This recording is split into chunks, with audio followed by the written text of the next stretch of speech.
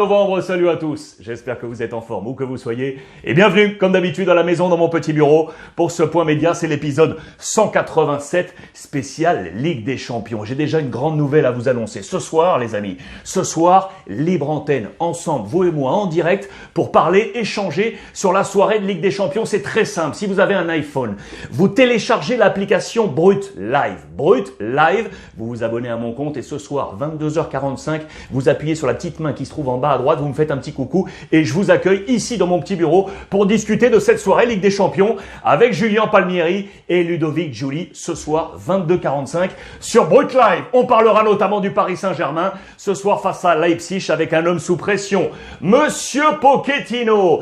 Les déclarations, on a en tête de Leonardo. Certes, on est content des résultats, mais on veut du style. On veut du style de jeu pour le coach Leonardo qui pourra s'appuyer sur un homme, Monsieur Kylian Mbappé. Vous le voyez, c'est lui le patron à Paris, dans les colonnes du Parisien aujourd'hui en France, en l'absence pour l'instant de Lionel Messi pour ce match et on n'a pas encore le meilleur niveau de Neymar. Pour l'instant, on peut s'appuyer sur lui. On va pouvoir s'appuyer ce soir également sur Di Maria, très bon au championnat et de retour en Ligue des Champions après 3 matchs de suspension.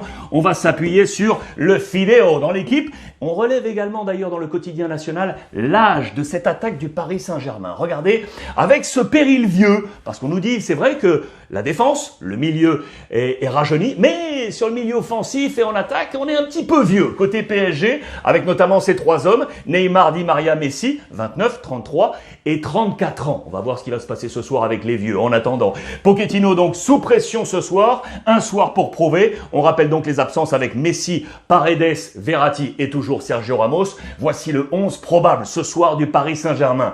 Donnarumma, Marquis, Kimpembe, Nuno Mendes, Hakimi, Danilo Gueye, Wijnaldum et donc devant Neymar, Mbappé, Di Maria. Attention face à Leipzig qui a été très bon au Parc des Princes. Les 3 Français seront là. Simakan, Mukiele et Nkunku. Attention à ces hommes. Dans le groupe du Paris Saint-Germain également, Manchester City avec Pep Guardiola qui sort d'une élimination en coupe et la défaite face à Patrick Vieira, Crystal Palace qui a fait quelques dégâts et on parle de cette défense de Manchester City. On s'était imposé 5-1 en Belgique au match aller. L'interrogation principale du côté de l'Angleterre, c'est lui là. Kevin De Bruyne, justement le Belge, va-t-il être titularisé pour ce match? Il n'est pas dans une bonne période. D'ailleurs, on en parle dans la presse de Manchester, vous le voyez. Mais Guardiola ne s'inquiète pas. Il a connu également déjà ce type de crise avec Mahrez ou encore Sterling. On repense aux blessures qu'a subi De Bruyne, que ce soit avec l'équipe nationale ou City, notamment en finale de Ligue des Champions avec son coup à l'œil, on s'en souvient face à Chelsea, ou sa blessure à la cheville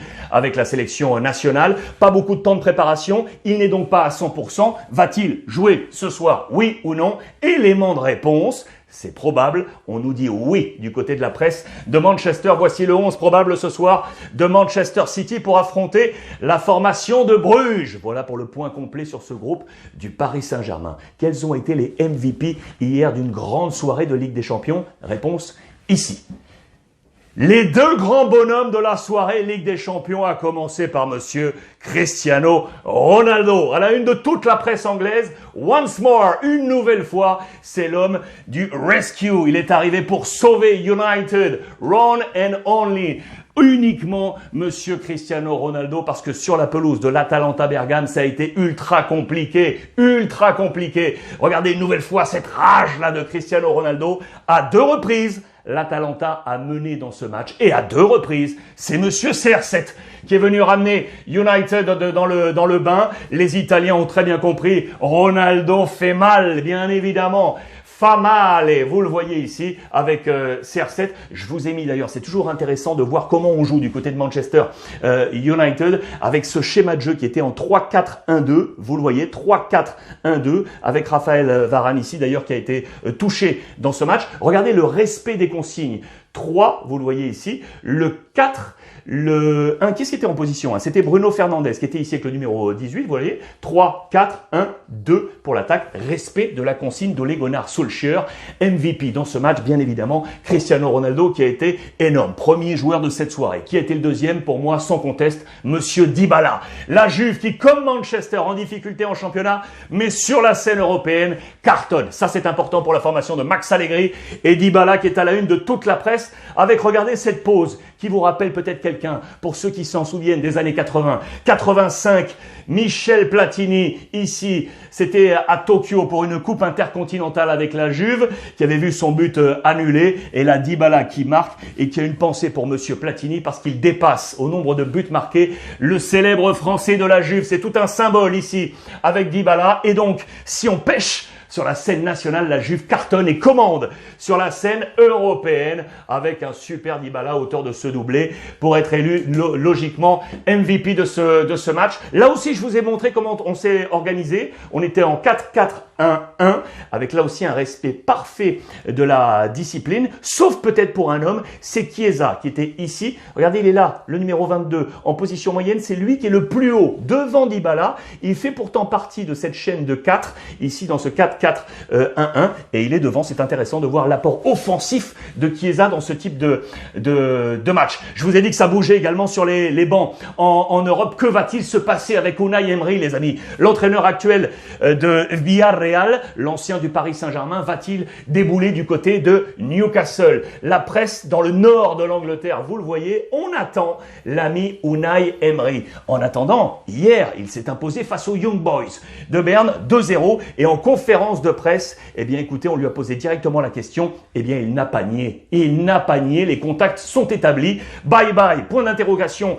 dans la presse de la communauté valencienne, vous l'aurez compris. Et donc regardez dans les colonnes de Marca, Emery ne nie pas, il ne nie pas le fait qu'il y ait aujourd'hui une conversation. Ça ouvre la porte très concrètement pour son départ vers Newcastle. Je rappelle la clause, 6 millions d'euros pour le voir quitter, vraisemblablement avec les nouveaux actionnaires de Newcastle. Cela ne devrait pas être un problème, pourquoi pas aujourd'hui avec ce changement. On l'attend dès samedi sur le banc de Newcastle. Dès samedi sur le banc de Newcastle. Les informations Barça, les dirigeants catalans sont aujourd'hui au Qatar, les amis.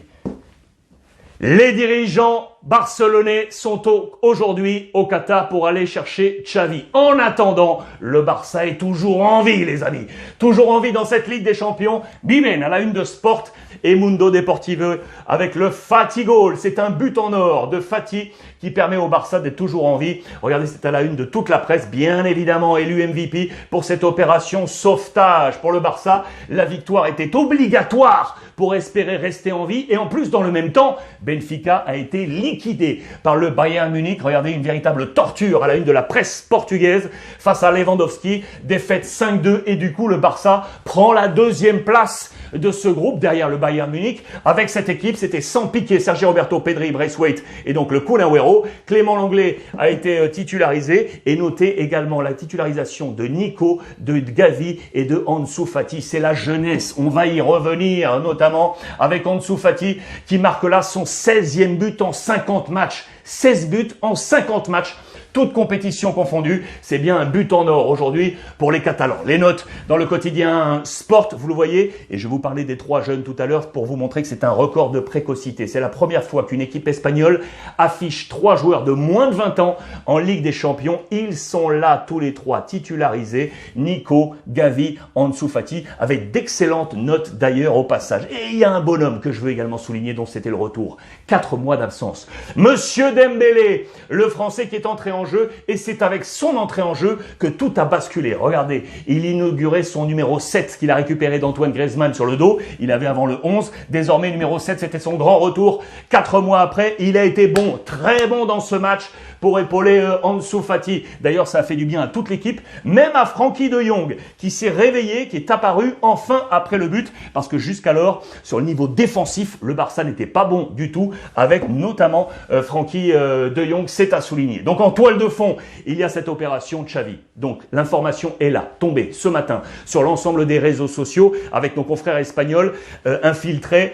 Les dirigeants donc du Barça sont arrivés au Qatar avec notamment Rafael Yuste, le vice-président, et Mateu Alemany, le directeur du football. Mais attention, le président Laporta ne fait pas partie de l'expédition, alors que les dirigeants qataris d'Al-Sadd avaient demandé à ce que tout l'organigramme de direction soit là, et bien évidemment le président. Est-ce que ça va porter préjudice à la discussion autour de Xavi? Mais vous le voyez, le compte à rebours a sonné, opération tic-tac. On attend Xavi dans les jours prochains du côté du FC Barcelone. Les autres infos, Ligue des Champions. Est-ce que vous voulez savoir quel est le 11 du Real Madrid de ce soir? Le 11 de Carlo Ancelotti.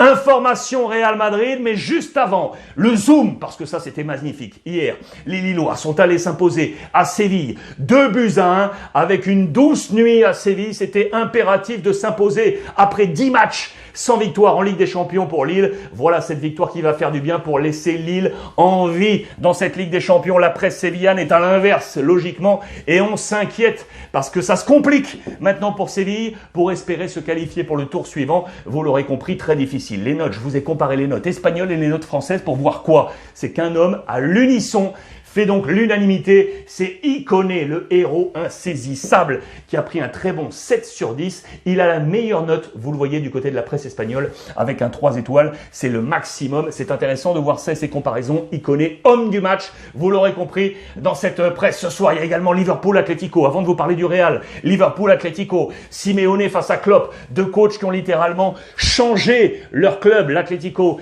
et Liverpool. Très bon papier dans les colonnes de Marca. L'affrontement direct, il est ici. Attention pour El Cholo Simeone qui a des absents de marque ce soir. Intéressant, Llorente, Lemar, Kondogbia blessé, Savic et Griezmann ne seront pas là également, suspendus. Ça se complique pour El Cholo Simeone. Regardez les compositions d'équipe probables, je vous les laisse admirer. Regardons juste le choc offensif. Correa, Suarez, Joao Félix face bien évidemment à Firmino, Mané et Salah. C'est ce soir au programme de cette Ligue des Champions. Débrief sur Brut Live à partir de 22h45. Real Madrid, quel est le 11 de départ de Carlo Ancelotti? Real qui ce soir affronte le Shakhtar Donetsk avec en toile de fond le but 1000 qui marquera le 1000e but de l'histoire européenne du Real Madrid. Ces buts, il y a, regardez, c'est à la une de As. Le premier but, c'était Miguel Muñoz qui l'avait marqué, le 100e Di Stefano, 200 pour Puskás, 300 pour Jensen, 400 pour Losada, 500 pour Guti, 600 pour Beckham, 700 pour Higuaín, 800 pour Cristiano Ronaldo, 900 pour Cristiano Ronaldo de nouveau. Et qui marquera ce 1000e but? Peut-être Karim Benzema, les amis. Peut-être Karim Benzema pour rentrer encore un peu plus dans l'histoire du Real Madrid. Madrid, attention, attention, 41 jours sans victoire à domicile. 41 jours sans victoire à domicile. Depuis le 22 septembre, c'était face à Majorque. Depuis, une défaite face au Sheriff et 2 matchs nuls avec aucun but marqué. Villarreal et Osasuna, il faut marquer et on va donc compter sur Karim Benzema et sur l'association avec Vinicius, bien évidemment. Allons-nous compter, oui ou non, sur Eden Hazard, les amis?